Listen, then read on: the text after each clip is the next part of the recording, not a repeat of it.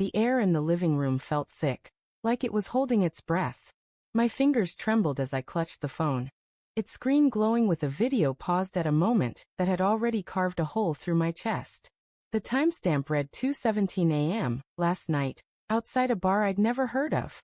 The image was grainy, but her face, was unmistakable, laughing under neon lights, her hand brushing against a stranger's arm. I sat frozen on the couch, the leather creaking under my weight, the faint hum of the fridge in the kitchen slicing through the silence. My heart pounded, a traitor in my ribcage, as I waited for the sound of her key in the lock. The door clicked open. "Hey, I'm home," Sarah called, her voice light, like she was tossing confetti into the air. Her heels tapped against the hardwood, and I heard the rustle of her coat sliding off her shoulders. I didn't move. I couldn't. The phone felt like a grenade in my hand, pin already pulled. "In here," I said, my voice low, barely masking the tremor. She appeared in the doorway, her auburn hair catching the lamplight, her smile soft but faltering when she saw my face. "Sit down," I said, gesturing to the couch across from me. "Watch this." Her brow furrowed, but she obeyed, sinking into the cushions. I pressed play. The video flickered to life, a shaky clip from a friend's phone, sent to me an hour ago with a single word: "Sorry." Sarah's laughter filled the speakers, tinny and distant, as she leaned closer to the man, her fingers lingering on his sleeve. The camera zoomed in, catching the way her eyes sparkled, the way his hand grazed her lower back. The clip ended abruptly, but the silence that followed was louder than anything. Sarah's breath hitched. Her hands, folded in her lap, tightened until her knuckles whitened. "Where did you get this?" she whispered, her voice brittle, like glass about to shatter. "Does it matter?" I asked, leaning forward, my elbows digging into my knees. The room smelled faintly of her perfume, jasmine, sharp and familiar, now twisted into something sour. "Who is he, Sarah?" She didn't answer right away. Her eyes darted to the floor, then to the window, where the street lights bled through the blinds, casting stripes across her face. "It's not what it looks like," she said finally, her words careful, rehearsed. "It was just a moment. A stupid, meaningless moment." I wanted to believe her. God, I wanted to.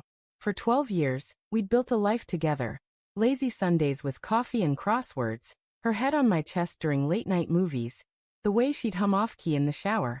But the video wasn't the first crack in the foundation.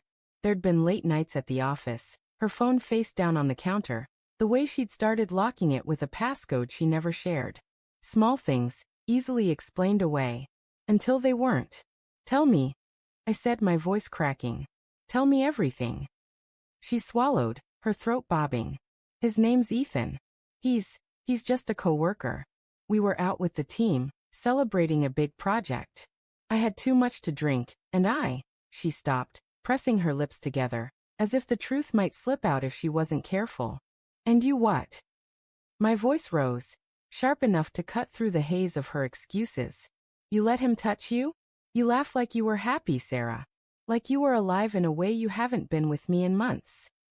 Her eyes flashed, a spark of defiance breaking through the guilt. "You think I'm happy? You think I'm alive? You're never here, Mark.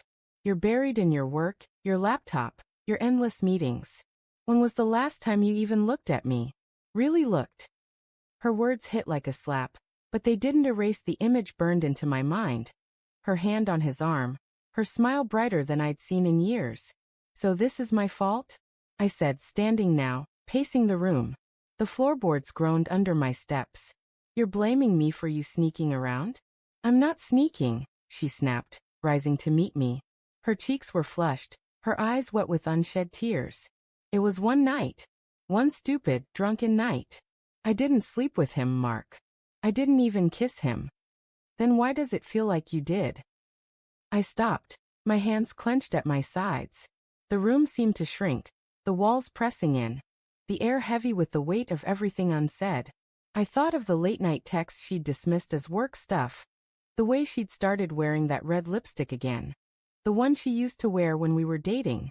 I thought of the way she'd pull away when I tried to hold her, her body stiff, like she was guarding something. "Mark," she said, softer now, stepping toward me. Her hand reached out, but I flinched and she froze. I love you. I do. I got lost.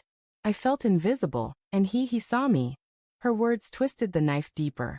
I sank back onto the couch, my head in my hands.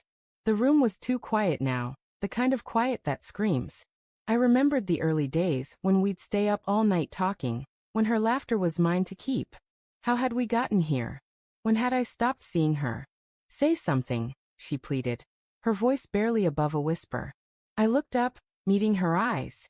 They were wide, desperate, but there was something else there. Guilt, yes, but also a flicker of something harder to name. Relief, maybe. Like she'd been carrying this secret for too long. And now it was out, raw and bleeding between us. I don't know if I can trust you. I said, the words heavy, final. Not after this. Her face crumpled, and she sank to her knees in front of me, her hands grabbing mine. Please, Mark. I'll do anything. I'll stop seeing him. I'll quit my job if you want. Just don't give up on us. I pulled my hands away, the warmth of her touch burning like betrayal. It's not about him, Sarah. It's about you. You chose to hide this. You chose to lie. She sobbed then, a broken sound that echoed in the hollow of my chest. I wanted to hold her, to tell her it would be okay, but the video played on a loop in my mind. Her laughter, his hand, the way she leaned into him like he was her gravity. The doorbell rang, sharp and jarring. We both froze. I stood, my legs unsteady, and crossed to the door. Through the peephole, I saw a man, tall, dark-haired, his hands shoved in his pockets. Ethan. I recognized him from the video, from the way he'd looked at her like she was his. What is he doing here? I growled, turning to Sarah. Her eyes widened, panic flashing across her face. I don't know, she stammered. I swear I didn't. I yanked the door open before she could finish. Ethan's face paled when he saw me, but he didn't back down. Mark, right? He said, his voice steady, too steady. We need to talk. The world tilted. My pulse roared in my ears, and I gripped the doorframe to keep from lunging at him. Behind me, Sarah's sobs grew louder, but I didn't turn around.